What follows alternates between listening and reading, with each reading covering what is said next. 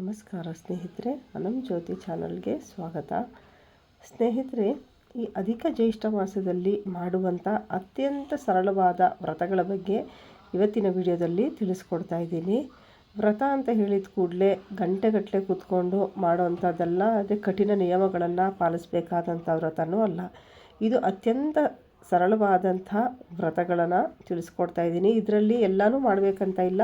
ನಿಮಗೆ ಯಾವುದು ಅನುಕೂಲನೋ ಆ ಒಂದನ್ನು ನೀವು ಈ ಮಾಸ ಪೂರ್ತಿಯಾಗಿ ಮಾಡೋದ್ರಿಂದ ದುಪ್ಪಟ್ಟು ಫಲ, ಅಂದರೆ ಅಧಿಕ ಫಲ ಅನ್ನೋದು ನಿಮಗೆ ಖಂಡಿತ ಸಿಗುತ್ತೆ. ಇನ್ನು ಈ ವ್ರತಗಳನ್ನು ಈ ಅಧಿಕ ಮಾಸದಲ್ಲಿ 30 ದಿವಸ ಅಧಿಕ ಮಾಸ ಇರುತ್ತೆ, ಆದರೆ 33 ದಿವಸ ಇದನ್ನು ಮಾಡಬೇಕಾಗತ್ತೆ. ಅಂದರೆ ಅಧಿಕ ಮಾಸ ಪ್ರಾರಂಭ ಆಗುವಂಥ 3 ದಿವಸ ಮುಂಚೆಯಿಂದನೇ ನೀವು ಈ ವ್ರತವನ್ನು ಹಿಡಿಬೇಕಾಗತ್ತೆ. 33 ದಿನಗಳ ಕಾಲ ಒಂದು ದಿನನೂ ಬಿಡದೆ ಇದನ್ನು ನೀವು ಮಾಡಬೇಕಾಗಿರೋದ್ರಿಂದ ನೀವು ಯಾವುದನ್ನು ಮಾಡ್ತೀರಾ ಅಂತ ಮೊದಲೇ ನೀವು ಆರಿಸ್ಕೊಂಡು ಅದನ್ನು ನೀವು ಪಾಲಿಸ್ತಾ ಬರಬೇಕಾಗತ್ತೆ. ಮೊದಲನೆಯದಾಗಿ 33 ತುಪ್ಪದ ದೀಪಗಳನ್ನು ದೇವರಿಗೆ ಹಚ್ಚುವಂಥದ್ದು. ಅಂದರೆ ಈ ಮಾಸದಲ್ಲಿ ವಿಷ್ಣುವಿನ ಪೂಜೆ ಆರಾಧನೆಗಳನ್ನು ಹೆಚ್ಚಾಗಿ ಮಾಡೋದ್ರಿಂದ ಆ ವಿಷ್ಣುವಿನ ನಾಮಸ್ಮರಣೆಯನ್ನು ಮಾಡಿಕೊಂಡು 33 ತುಪ್ಪದ ಬತ್ತಿಯ ದೀಪಗಳನ್ನು ನೀವು ಹಚ್ಬೋದು. ಇದು ಕೂಡ ಒಂದು ವ್ರತಕ್ಕೆ ಸಮಾನ ಆಗಿರುತ್ತೆ. ಇದನ್ನು ನೀವು ಪ್ರತಿ ದಿವಸ ಅಂದರೆ 33 ದಿನಗಳ ಕಾಲ ಇದನ್ನು ಮಾಡಬೇಕಾಗತ್ತೆ. ಇನ್ನು ಎರಡನೆಯದು 33 ನಮಸ್ಕಾರಗಳನ್ನು ವಿಷ್ಣುವಿನ ನಾಮಸ್ಮರಣೆಯನ್ನು ಮಾಡ್ತಾ ಹಾಕುವಂಥದ್ದು. ಅಂದರೆ 33 ನಮಸ್ಕಾರ ಅಂದರೆ ನೀವು 33 ಪ್ರದಕ್ಷಿಣೆಯನ್ನು ಹಾಕಿ ಆ ವಿಷ್ಣುವಿಗೆ ಸ್ಮರಣೆಯನ್ನು ಮಾಡಿಕೊಂಡು ಪೂಜೆಯನ್ನು ಮಾಡುವಂಥದ್ದು. ಇದು ಎರಡನೆಯದು. ಇನ್ನು ಮೂರನೆಯದು, ಹಾಗೆ 33 ಸಂಧ್ಯಾ ವಂದನೆ ಮಾಡುವಂತಹ ಅದಕ್ಕೆ ಬೇಕಾದಂಥ ಸಾಮಗ್ರಿಗಳನ್ನು ನೀವು ಯಾರಿಗಾದರೂ ಕೊಡುವಂಥದ್ದು.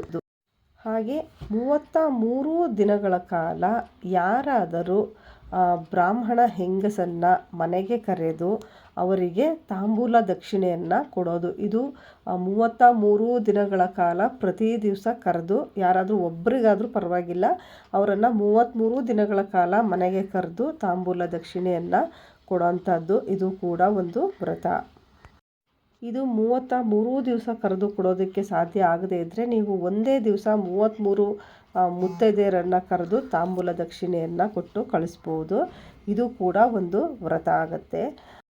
ಹಾಗೆ 33 ಶಂಕುಚಕ್ರದ ರಂಗೋಲಿಯನ್ನು 33 ದಿನಗಳ ಕಾಲ ಇದನ್ನು 33 ಸಂಖ್ಯೆಯಲ್ಲಿ ರಂಗೋಲಿಯನ್ನು ದೇವರ ಕೋಣೆಯಲ್ಲಿ ಹಾಕುವಂಥದ್ದು.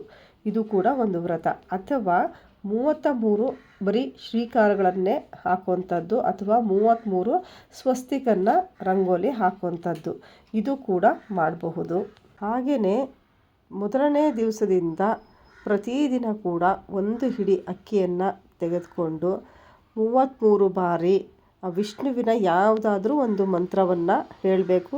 ನಿಮಗೆ ಬರುವಂಥ ಯಾವುದೇ ಒಂದು ಮಂತ್ರವನ್ನು ನೀವು ಆ ಅಕ್ಕಿಯನ್ನು ಕೈಲಿ ಹಿಡ್ಕೊಂಡು ಹೇಳ್ಬೋದು. ನಿಮಗೆ ಯಾವುದೂ ಬರೋದಿಲ್ಲ ಅಂತ ಹೇಳಿದ್ರೆ ವಿಷ್ಣುವಿನ ನಾಮಜಪ, ಅಂದರೆ ವಿಷ್ಣುವಿನ ಸ್ಮರಣೆಯನ್ನು 33 ಬಾರಿ ವಿಷ್ಣುವಿನ ನಾಮಸ್ಮರಣೆ ಮಾಡೋದು, ಅಥವಾ ಓಂ ನಮೋ ಭಗವತೆ ವಾಸುದೇವಾಯ ಈ ಮಂತ್ರವನ್ನು 33 ಬಾರಿ ಹೇಳಿಬಿಟ್ಟು ಆ ಅಕ್ಕಿಯನ್ನು ಒಂದು ಡಬ್ಬಿನಲ್ಲಿ ಪ್ರತಿ ದಿವಸ ಹಾಕ್ತಾ ಬರಬೇಕು.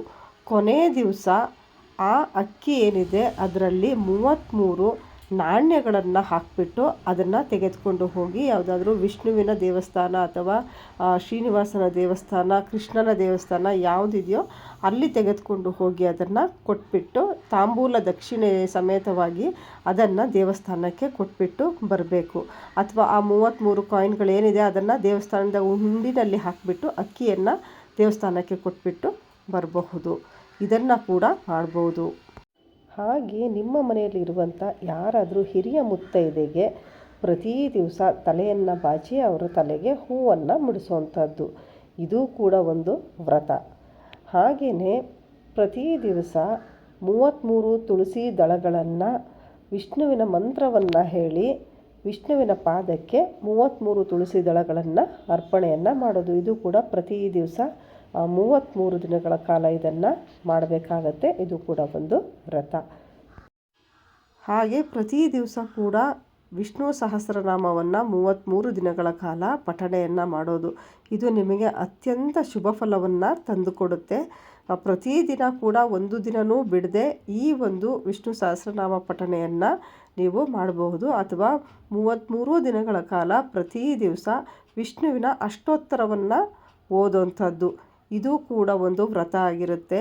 ಸ್ನೇಹಿತರೆ, ನಾನು ಇವಾಗ ಹೇಳಿದಂಥ ಅತ್ಯಂತ ಸರಳವಾದಂಥ ಈ ಒಂದು ವ್ರತಗಳನ್ನು ನೀವು ಈ ಅಧಿಕ ಮಾಸದಲ್ಲಿ ಮಾಡೋದ್ರಿಂದ ನಿಮಗೆ ಅಧಿಕವಾದಂಥ ಫಲಗಳು ಸಿಗುತ್ತೆ. ಮೊದಲನೇ ದಿವಸನೇ ನೀವು ಸಂಕಲ್ಪಪೂರ್ವಕವಾಗಿ ಈ ರೀತಿಯಾದಂಥ ವ್ರತವನ್ನು ಹಿಡಿದು ನೀವು ಇಡೀ ಮಾಸ ಪೂರ್ತಿ ಇದನ್ನು ಮಾಡಬೇಕಾಗತ್ತೆ. ಇನ್ನು ನಿಮಗೆ ಪೀರಿಯಡ್ಸ್ ಏನಾದರೂ ಬಂತು ಅಂದರೆ 5 ದಿನಗಳ ಕಾಲ ನೀವು ಸ್ಕಿಪ್ ಮಾಡಿಬಿಟ್ಟು ಹಾಗೇ ಮತ್ತೆ ಕಂಟಿನ್ಯೂ ಮಾಡಿಕೊಂಡು ಹೋಗಬಹುದು. ಇವೆಲ್ಲವನ್ನು ನೀವು ಅತಿ ಸರಳ ಇರೋದ್ರಿಂದ ಯಾವುದಾದ್ರೂ ಒಂದನ್ನು ಆಯ್ಕೆ ಮಾಡಿಕೊಂಡು ತಪ್ಪದೆ ಇದನ್ನು ಮಾಡ್ತಾ ಬನ್ನಿ. ಯಾಕಂದರೆ ಈ ಅಧಿಕ ಮಾಸ ಪ್ರತಿ ವರ್ಷ ಬರೋದಿಲ್ಲ, ಬರೋದು 3 ವರ್ಷಕ್ಕೆ ಒಮ್ಮೆ ಮಾತ್ರ. ಆದ್ದರಿಂದ ಈ ಒಂದು ಅವಕಾಶವನ್ನು ತಪ್ಪಿಸ್ಕೊಳ್ಳೋದಕ್ಕೆ ಹೋಗಬೇಡಿ. ಎಲ್ಲರೂ ಕೂಡ ಇದನ್ನು ಮಾಡಿ. ಇವತ್ತಿನ ಈ ವಿಡಿಯೋ ನಿಮಗೆ ಉಪಯುಕ್ತ ಆಗಿದೆ ಅಂತ ಅಂದ್ಕೊಂಡಿದ್ದೀನಿ. ಇದು ಉಪಯುಕ್ತ ಆಗಿದೆ ಅಂತ ಅನಿಸಿದರೆ ಬೇರೆಯವ್ರಿಗೂ ಕೂಡ ಇದನ್ನು ಶೇರ್ ಮಾಡಿ. ಈ ವಿಡಿಯೋ ಇಷ್ಟ ಆಗಿದರೆ ಲೈಕ್ ಮಾಡಿ. ಸಬ್ಸ್ಕ್ರೈಬ್ ಮಾಡದೆ ನೋಡ್ತಿದ್ರೆ ಈಗಲೇ ಸಬ್ಸ್ಕ್ರೈಬ್ ಮಾಡಿಕೊಂಡು ಪಕ್ಕದಲ್ಲಿರುವಂಥ ಬೆಲ್ ಐಕಾನ್ ಒತ್ತಿ ನಿಮ್ಮ ಅನಿಸಿಕೆಗಳನ್ನು ಕಮೆಂಟ್ ಮುಖಾಂತರ ತಿಳಿಸಿ. ಮುಂದಿನ ವಿಡಿಯೋದಲ್ಲಿ ಈ ಮಾಸದಲ್ಲಿ ಮಾಡಬೇಕಾದಂಥ ದಾನಗಳ ಬಗ್ಗೆ ತಿಳಿಸ್ಕೊಡ್ತೀನಿ. ಅಲ್ಲಿವರೆಗೂ ನಮಸ್ಕಾರ. ಸರ್ವೇ ಜನ ಸುಖಿನೋ ಭವಂತು.